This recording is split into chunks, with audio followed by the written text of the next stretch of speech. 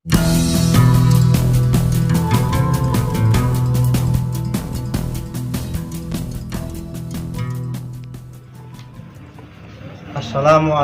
warahmatullahi wabarakatuh.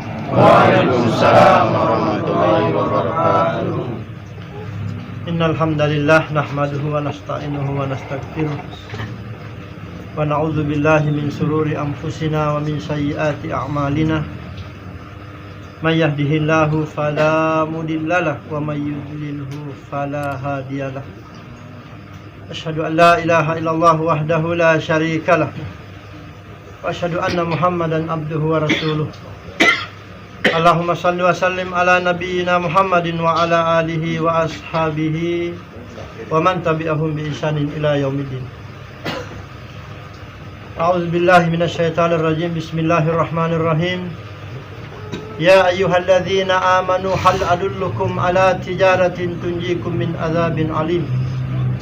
Tu'minuna billahi wa rasulihi wa tujahiduna fi sabilillah bi amwalikum wa anfusikum. Dzalikum khairul lakum in kuntum ta'lamun. Shadaqallahul adzim. Saudara-saudara yang dimuliakan Allah Subhanahu wa taala, yang saya hormati dan saya cintai semuanya, khususnya PLT wilayah Purwasuka, Umbul Puro dan staf-stafnya, Kemasulan dan staf-stafnya, dan seluruh sahabatku semuanya. Mudah-mudahan kita semuanya di dunia ini diberkahi oleh Allah Subhanahu wa taala, dan kelak di akhirat kita dikumpulkan lagi di surga firdausnya Allah Subhanahu wa taala. Karena tujuan kita tidak ada lain, harus ke sana. Karena kalau kita tidak ke surga, ya kita ke neraka. Auzubillahi min dzalik. Mudah-mudahan apa yang kita niatkan dengan keikhlasan dan kesungguhan kita, Allah berikan lebih daripada yang kita harapkan. Amin ya rabbal alamin. Sebelumnya seperti tadi ya, perkenalan. Ya, nama saya Amir, sebenarnya Amiruddin. Cuman karena ternyata ada beberapa Amiruddin di tempat saya itu, sehingga surat-surat yang masuk itu kadang-kadang ke sana gitu. Saya pikir ini kayaknya perlu dikasih masuk nama orang tua ini. Nah, nama orang tua saya kebetulan atau kadarullah namanya Dewa. Tapi bukan Dewa yang di Bali sana. Sampai ada yang pernah protes, katanya di Facebook itu. Kok pembawa misi kok namanya Dewa? Langsung dijawab sama Murabi PPU Borneo, itulah bukti kesalahan orang Bali, karena Dewa itu ternyata makhluk, ternyata tapi kok disembah sama mereka. Ya alhamdulillah, sehingga nama saya menjadi Amir Dewa. Nah itu sudah, surat sudah tidak kemana-mana lagi, karena saya belum menemukan Amiruddin Dewa. Mungkin kalau ada, mungkin di tempat lain, ya kalau di situ tidak ada. Ya alhamdulillah saudaraku, di kehalifahan ini ya saya termasuk baru. Meskipun saya baru di kehalifahan ini, tapi saya juga berharap juga bisa memiliki andil. Mumpun Allah masih memberikan amanah kepada saya, mumpun saya masih hidup dan masih sehat, sehingga saya merasa waktu yang saya miliki ini saya ingin habiskan untuk penegakan agama ini. Dan saya sudah pernah bilang sama istri saya, setelah saya yakini bahwa inilah jamaah yang hak itu, saya bilang saya ini mau berjuang. Kalau kalian mau ikut, kita terus sama-sama. Tapi kalau tidak mau, saya akhir dari sekarang. Ya alhamdulillah dua-duanya karena qadarullah Allah kasih dua. Dua-duanya mengatakan bahwa kami siap mendampingi. Saya bilang siap. Siap itu tidak cukup diomong. Karena seorang pembawa misi itu banyak di luar daripada di rumah. Dan memang terbukti, memang saya kalau setiap bulan itu, kalau orang tablik itu 7 hari sebulan dihabiskan, kalau saya 15 hari saya pakai keluar, 15 hari di dalam. Itu pun di dalam saya ngurusin kemasulan lagi. Jadi 15 harinya itu saya karena memang di sana jauh ya, kemasulan satu ke kemasulan lain itu memang jauh. Ada bahkan kemasulan itu kita harus naik pesawat ke sana, itu di Berau sana. Itu kemasulan. Sehingga saudara yang dimuliakan Allah, ya kita kalau sudah pergi itu ya memang 15 hari memang saya pergunakan untuk di luar. Dan setelah itu balik saya 15 hari lagi di rumah. Nah, itu artinya kalau saya sudah dekat itu saya ngurusin pembinaan dekat saja. Karena saya merasa memang di dunia ini orang tersesat secara global. Dan itu sudah saya katakan. Enggak, saya cuma ngomong di sini saja. Secara global manusia ini tersesat, sehingga perlu ada pembaharu.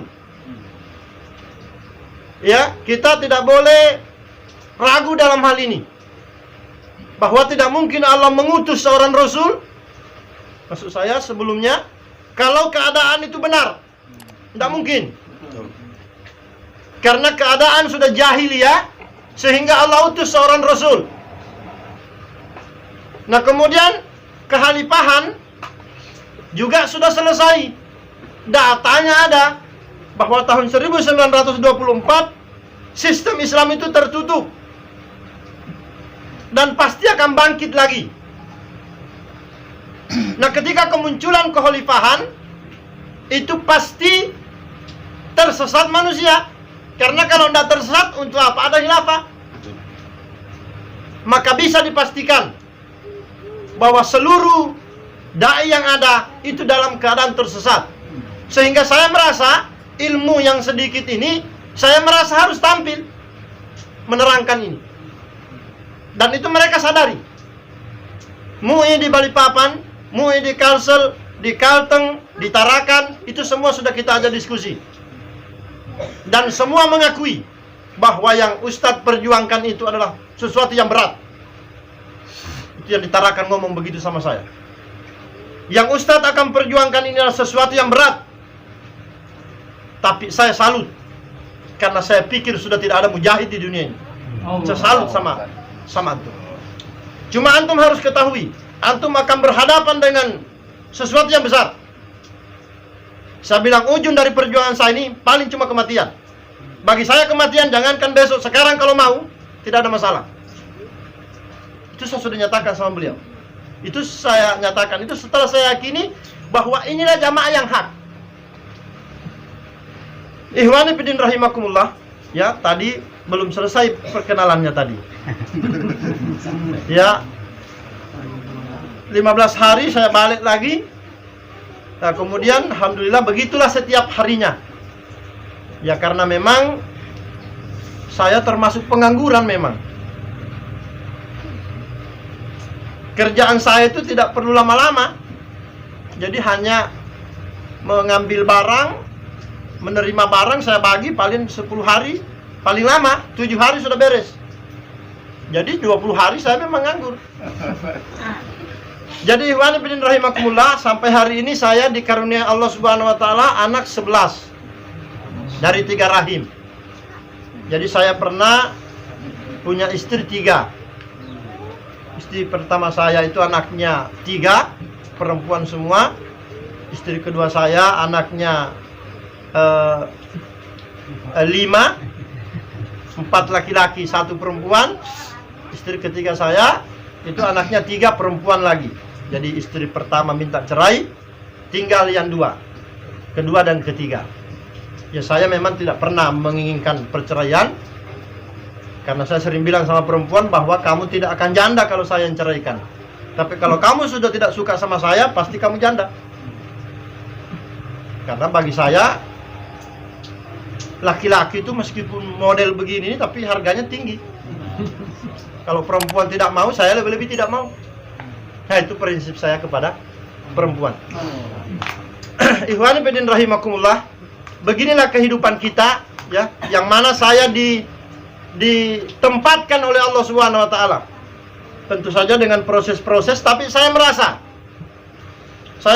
saya ditempatkan oleh Allah di Borneo untuk menerangkan kekhalifahan. Karena kekhalifahan yang hak ini, ya, kalau ada orang mengatakan, ya, saya dulu sering dikasih tahu orang bahwa ini khalifah ini palsu. Saya bilang khalifah itu tidak ada yang palsu. Tidak ada. Yang ada itu nabi palsu. Nabi palsu itu muncul setelah ada nabi asli. Muncul Nabi Muhammad, ya. Nabi Muhammad sudah menyampaikan bahwa la nabi ba'di wa satakunu khulafa, tidak ada lagi nabi setelahku, tapi penggantiku khalifah. Nah, setelah nabi wafat, ada orang mengaku nabi, itu palsu. Karena ada yang asli. Nah, sejak ketiadaan kekhalifahan, tidak ada satupun orang yang mengaku khalifah kecuali Syekh Abdul Qadir Hasan Baraja. Sebagaimana ketiadaan Nabi Isa, itu tidak ada satupun orang yang mengaku nabi. Tidak ada. Maka ketika ditanyain itu di salah satu raja bertanya, pernahkah ada orang yang mengaku nabi di daerah dia? Tidak ada, tidak pernah. Dia saja dia ngaku. Oh, berarti kalau begitu dia benar. Nah, sama nih kekhalifahan ini. Tidak ada pernah satupun orang yang mengaku khalifah, termasuk Wali Al-Fatah itu di Cilinsi itu. Tidak pernah mengaku khalifah. Di kemudian hari, setelah terdengarkan kekhalifahan ini baik dari mulut Hizbut Tahrir, mulut Khilafatul Muslimin, baru kemudian dia mengklaim juga. Itu belakangan datangnya. Sebelumnya tidak. Hizbullah itu, Jamaatul Muslimin itu. Iya. Jadi setelah kekosongan tidak ada orang cerita hilafah, tidak ada orang cerita. Sampai kemudian muncul, ya saya sendiri mendengarnya ini sekitar ya 15 tahun yang lalu. Saya baru dengar itu. Di tengah-tengah saya lagi fokus di Hizbut Tahrir. Kemudian saya sering diskusi dengan pimpinan Jamaatul Muslimin. Nah, kemudian saya ketemu sama Abu Mahmud. Dari dalil-dalil yang saya kaji di Hizbut Tahrir, kemudian dalil-dalil yang disampaikan oleh Jamjamus, ternyata klopnya itu di Khilafatul Muslimin. Sehingga saya hanya butuh diskusi 3 jam saja sama beliau, Abu Mahmud itu. Ditanya saya gimana, saya bilang, ya saya bergabung. Karena bagi saya hidup ini kita harus merdeka. Tak boleh kita hidup tergantung sama orang. Di akhirat orang tak bisa bantuin kita. Jadi seorang yang mujahid itu dia harus berani memutuskan. Kalau lamban memutuskan sesuatu itu repot. Ya, harus kita selalu berpegang kepada Allah, bersandar kepada Allah, sehingga ketika ada masalah itu harus cepat, tidak bisa lamban. Maka saya waktu ditelepon dari Kalsel hari Jumat sekitar jam 2 siang dia nelpon. Amir, ini pelang kami ini diturunin. Hah? Siapa yang nurunin? Ya itu ditanyain sama tetangga, katanya pemuda ada 10 orang, tegap-tegap orangnya. Ini gimana? Saya bilang kasih berdiri lagi. Tapi sudah diturunin pelan di pusat. Tapi bulan itu juga. Saya bilang kasih berdiri lagi. Cari itu orang. Caranya gimana? Saya bilang datang ke Pak RT. Kenapa saya berkeras seperti itu tentang pelang ini? Karena baru ada 3 kemasulan di Borneo itu. Ada nama kampung di sana di kemasulan apa namanya itu? Ini tahu nih dia. Di Samboja. Kemasulan Samboja. Baru 3 kemasulan, tiba-tiba dari Kodim datang 3 mobil. Ini pelang ini harus dikasih turun, kata dia. Nggak ada izin-izinnya. Saya telepon sama Khalifah. Khalifah, ini gimana nih pelang? Pertahankan, kata Khalifah. Itu kalau mau tahu cerita tentang pelang itu, telepon itu Ustaz Zul. Oh ya, siap Khalifah. Itu pelang itu bukti bahwa ada khilafah. Kalau tidak ada pelang berarti khilafah tidak ada.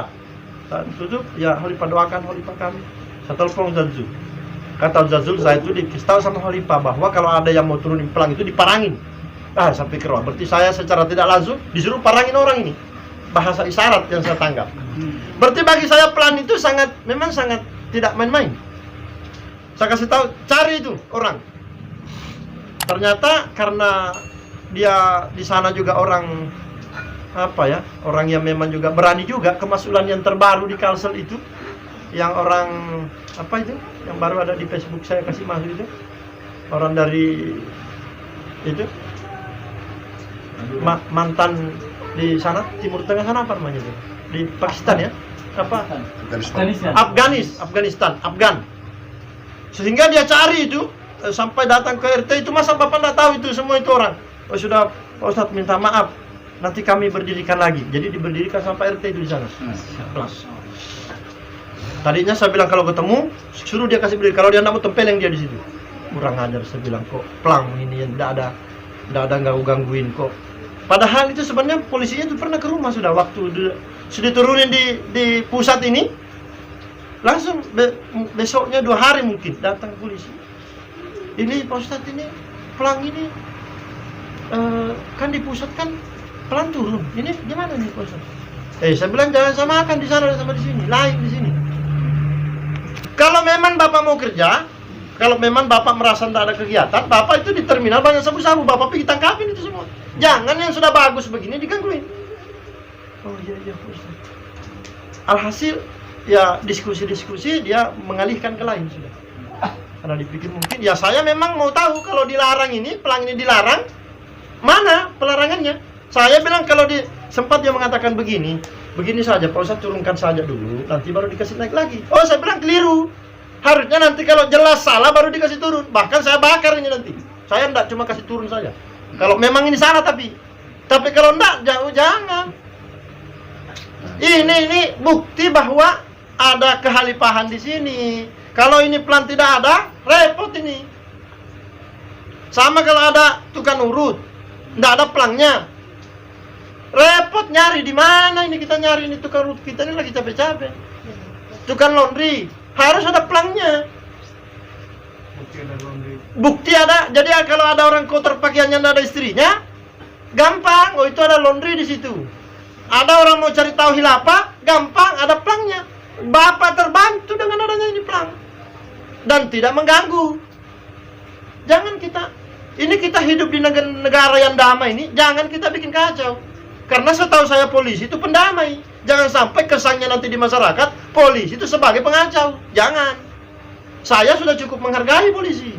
Saya anggap polisi itu pendamai, tempat mengadukan permasalahan. Jangan bikin masalah. Jangan terbalik fungsinya.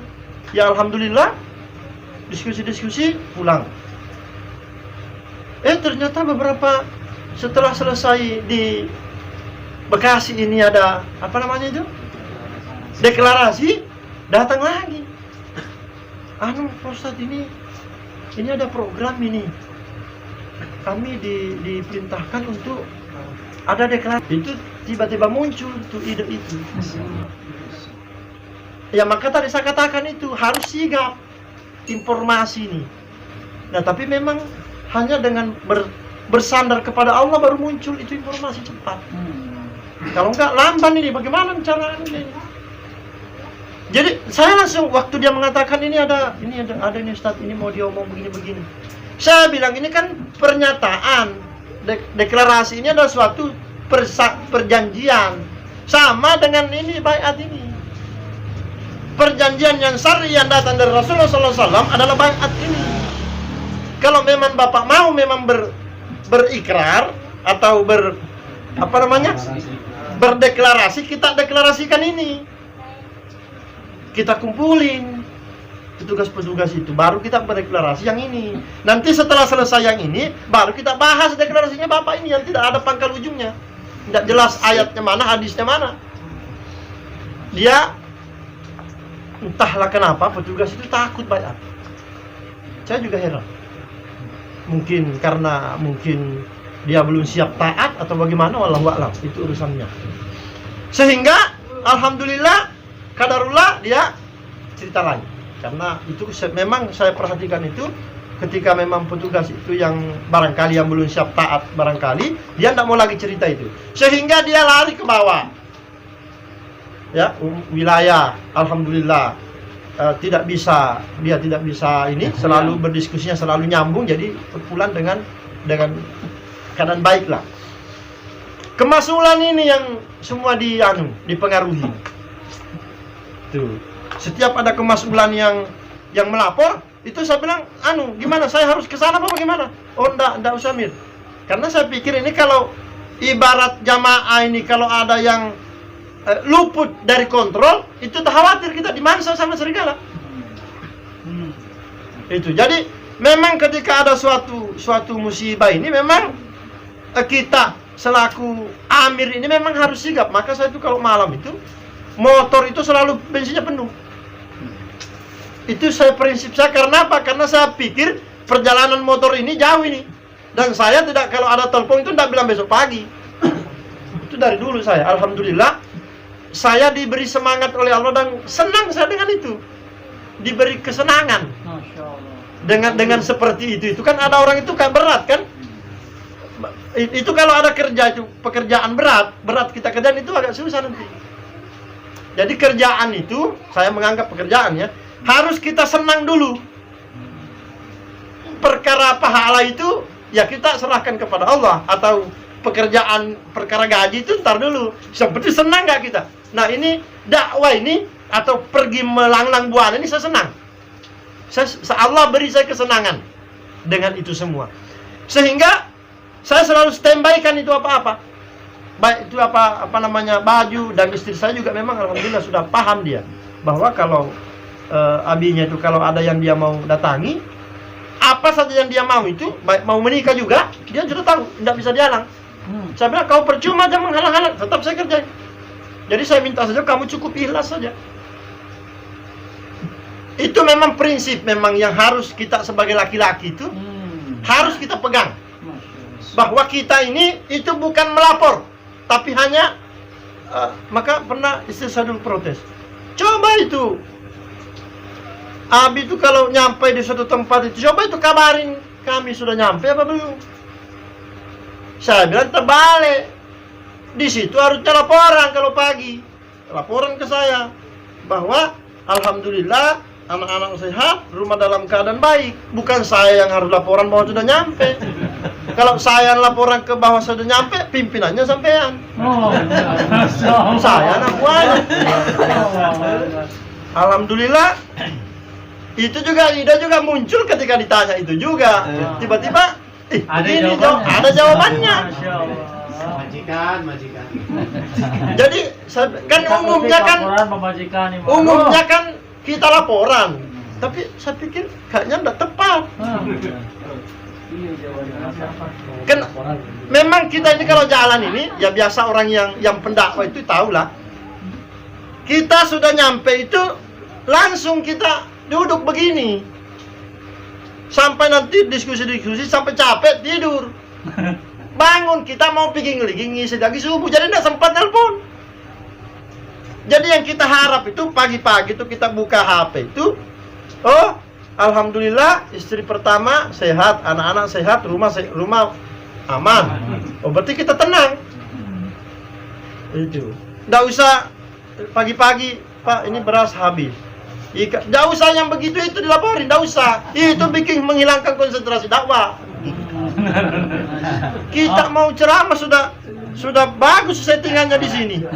Dibuka HP, beras habis, gabuk, tabir habis.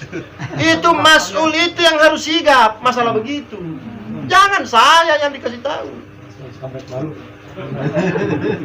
Maksudnya harus, oh ini suaminya lagi pergi nih, malam-malam sama istrinya dia harus datang. Umi bagaimana, gas habis apa bagaimana?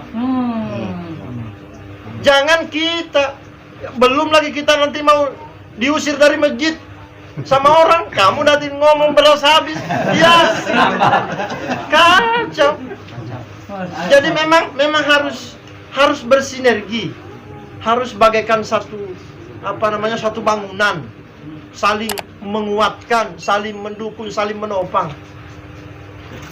Jadi ikhwani fillah rahimakumullah, alhamdulillah berkat rahmat Allah tentunya, sehingga kemas'ulan yang hampir-hampir ini disuruh untuk berikrar. Saya bilang kita orang beriman ini mau kerja kalau ada perintahnya. Kalau enggak jangan. Jangan mau mengerjakan sesuatu yang tidak ada guna-gunanya. Fahuwa raddun semua itu. Sia-sia dia. Kalau ikrar ini ada perintahnya. Kalau ikrar itu apa itu guna-gunanya? Kita disuruh mengatakan bahwa saya akan kembali ke NKRI. Memang kita pernah keluar negeri mana memang? Kita enggak kemana-mana. Saya di sini terus. Tinggal baru Bapak suruh saya harus kembali. Kalau saya sudah ceraikan istri baru harus menikahi lagi. Nyambung ini istri tiap malam tidur sama-sama. Baru disuruh nikahi istrimu. Mana bisa? Dengan saya menikahi istri saya kembali, artinya saya menyetujui tuduhan Bapak bahwa saya telah menceraikan istri saya. Iya kan? Dengan saya menyetujui bahwa saya siap kembali ke NKRI, berarti secara tidak langsung saya menyetujui tuduhan Bapak bahwa saya pernah keluar. Sementara saya tidak pernah kemana-mana. Ya, karena negara ini adalah negara tempat kita tinggal, yang kalau ada yang mau gangguin, ya kita harus bela. Nah itu mah tidak usah diomong. Itu apa diomong? Jadi ikhwani fillah rahimakumullah, ya cara menjaga ini kita memang harus, ya. Saya ya mungkin karena di sana ujiannya barangkali ya terlalu bertubi-tubi, sehingga saya tuh selalu tuh mohon sama Allah, ya Allah jangan sampai ada rasa takut setitik pun terhadap musuh-musuhmu. Cukup takutku kepadamu saja. Karena saya merasa bahwa tidak bisa kita, bahkan warga khilafah kita tidak bisa terlalu berharap ketika ada musuh tengah malam. Tidak bisa. Ya memang kita kasih telepon ini ada tamu nih tengah malam. Tapi kan dia kalau dia tidur. Jadi memang harus andalan kita ini memang harus langsung ke Allah memang. Maka saya pernah itu tengah malam didatangi sama pakaian lengkap itu setengah 12 malam. Saya pikir dalam hatiku ini orang berani sekali datang ke rumah saya, laki-laki. Kenapa saya katakan berani? Karena biasanya orang kalau mau ketemu saya itu dia SMS dulu. Ini tidur di rumah mana? Di Sepinggan apa di Pasar Baru? Karena saya punya 2 rumah. Ini kok tiba-tiba ndak ada SMS, tiba-tiba gedor-gedor. Assalamualaikum. Saya pikir ini orang pemberani di depan ini. Dan ada kemungkinan jahat niatnya. Saya buka pintu. Lah, pakaian lengkap. Masuk. Saya bilang, Assalamualaikum Pak Ustaz. Waalaikumsalam. Masuk. Pak Ustaz, enggak usah Pak Ustaz. Enggak usah masuk. Kenapa saya bilang bertamu itu masuk? Ini susah nih sepatu dipakai. Oh, jadi di luar. Ya, sudah kalau gitu kita di luar. Jadi saya cerita itu enggak ada sedikit pun itu takut saya. Alhamdulillah itu. Secara logis itu kalau mau saya pikir, kata istri saya, Pak kenapa itu orang kayak dimarahin? Ini pakaian lengkap, ini bawa senjata. Allah hilangkan, itu mungkin doa. Ya mungkin Allah tahu kasihan ini Amiruddin ini sendirian, ilmunya tidak seberapa, ya kita harus kabulkan, barangkali begitu, barangkali harus dikabulin doanya ini. Sehingga modal itulah saya pakai. Saya kasih tahu dia bahwa hidup ini kalau tidak berjuang tidak ada guna-gunanya kita hidup. Saya itu kasih dia. Pakai lengkap itu, yang komandannya di sini pistolnya 2, yang lain bawa ini semua. Berdiri itu di pagar saya 2. Ini kita kayak mencatur itu dijaga sama orang 2 pegang begini. Jadi cerita lah sama dia, saya bilang kita ini hidup ini kalau ndak ke surga ndak ada guna-gunanya hidup. Saya cerita gitu sampai kemudian mungkin kayaknya sudah disetting apa bagaimana. Taruh HP ini. Ustadz, bisa enggak merokok? Saya enggak boleh merokok di sini. Nanti pulang baru merokok. Saya tuh kayak, ya Allah buat begitu. Nanti pergi itu baru saya mikir dalam hatiku, kok saya berani sekali tadi itu. Secara logis saya ini orang begini modelnya ini, harusnya kan adalah, jangan-jangan saya mau ditangkap ini. Nggak ada pemikiran itu. Maka kalau saya melihat ini perjalanan hidup ini, kalau ada pemikiran kita sudah takut ditangkap, takut ditembak, maka pasti akan buyar ini masalah. Jadi kuncinya itu dulu. Maka saya sudah pesanin sama warga Hilafah itu waktu penangkapan itu. Saya sendiri, saya bilang, saya pesankan sama teman-teman semua sahabat setelah saya kumpulin itu, kalau di antara kita ini ada yang ditangkap gara-gara agama ini, maka kalian di dalam kerjanya push up sama ngaji saja. Urusan istri sama urusan anak itu urusan struktur, tidak usah dipusing-pusing. Karena yang membuat kita ini takut ini kalau ditangkap itu, siapa yang bayar listrik saya? Siapa yang bayar air saya? Apa dimakan? Itu yang ditakutkan. Kayaknya begitu. Orang itu kalau kita ini Pak Ustadz kalau ditangkap ini bagaimana dengan keluarga? Nah, itu yang dulu saya mulai pangkat dulu. Itu urusan struktur, tidak usah khawatir. Supaya apa? Supaya umat ini kalau berbicara, kan kadang-kadang orang kalau ditanya petugas itu yang dipikir bagaimana tidak ditangkap. Itu keliru kalau menurut saya. Kalau kita diinterogasi apa dia, bagaimana caranya si penanya itu paham Hilafah